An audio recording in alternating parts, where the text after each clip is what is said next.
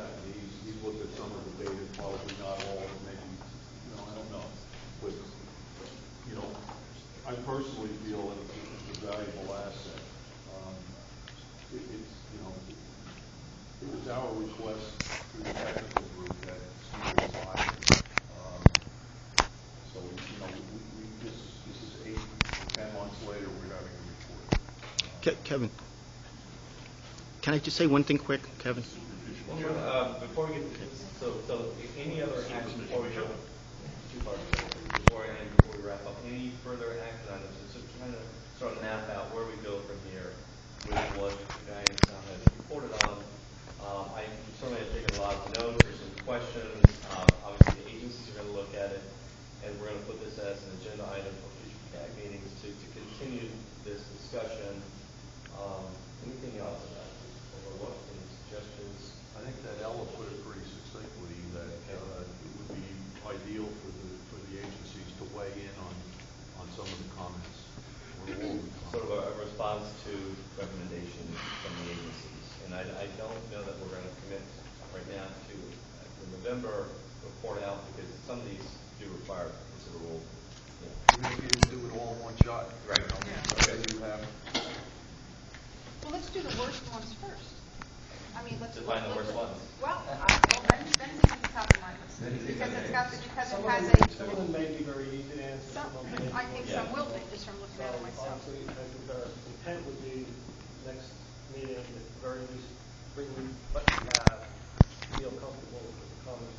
One thing that we've done in meetings today is have a running sort of agenda item as to report out on the resolutions. Here's what we're doing next month in response to the CAG's request to whatever. We can do the same thing with the groundwater review issue. Have a standing agenda item to do a report out on where we stand with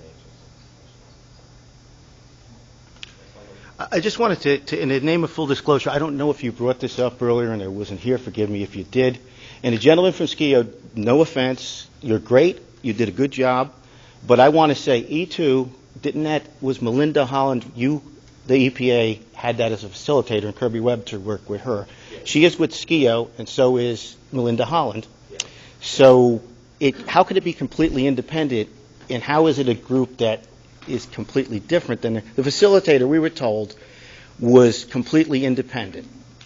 How can they be completely independent if they're hired to look over these chemicals, and they were a facilitator? The questions of complete You know? independence. There's no such thing So, as strictly complete independence because somebody has to pay. I just want to finish one real quick. What I'm saying is, now, maybe they're great, maybe they're very honest, they're straightforward and everything else, but the public would like, I would think, a completely independent voice. And you were talking about an independent contractor, and I think that's a good idea. Completely independent, not somebody that's already tied.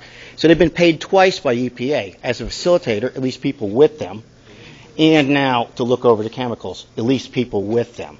So it is, I just want to put that out in full disclosure, that is a tie to the facilitator of this CAG, paid by EPA. I don't know how much, I guess I'd have to Oprah that, and how much it's paid for the review, and I'd have to Oprah that. And I think I will. Well, here's the thing to consider. Or foil. There's no such thing as complete independence. You're correct. Well. These, we didn't get any sort of comment from EPA or DEP on this work. We just went at it on our own, and it's the least,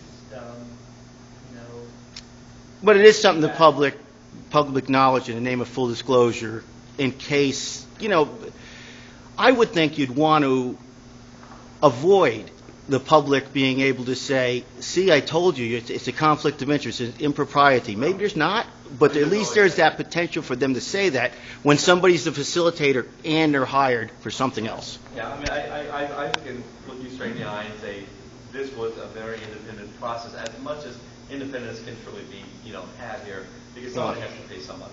I don't beg, but I differ. I have 4 pages of sort of action items, and trust me, the guy's review does not make our lives any easier.